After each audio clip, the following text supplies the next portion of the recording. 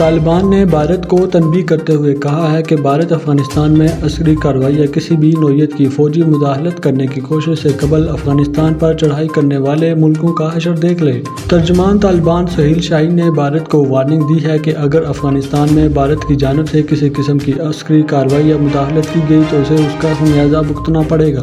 لیکن ہم اس بات کی یقین دہانی کراتے ہیں کہ افغانستان میں موجود بھارتی سفارت خانے اور اس کے عملے کو طالبان کی طرف سے کوئی خطرہ نہیں ہے۔ ترجمان نے افغانستان میں دیگر فوجی طاقتوں کی شکست کی طرف اشارہ کرتے ہوئے کہا ہے کہ اگر بھارت نے افغانستان میں عسکری کارروائی یا فوجی مداخلت کی یا اس کی موجودگی پائی گئی تو یہ اس کے حق میں بہتر نہیں ہوگا۔ بھارت افغانستان میں فوجی کارروائی کرنے والے دیگر ممالک کا حشر دیکھ چکا ہے تو ان کا حال بھارت کے لیے کھلی کتاب کی طرح ہے۔ میڈیا رپورٹس کے مطابق طالبان ترجمان نے پاکستان میں کسی دہشت گرد گروپ سے تعلق کی بھی بھرپور تردید کرتے ہوئے کہا ہے کہ یہ سب باتیں زمینی حقائق کے منافی ہیں۔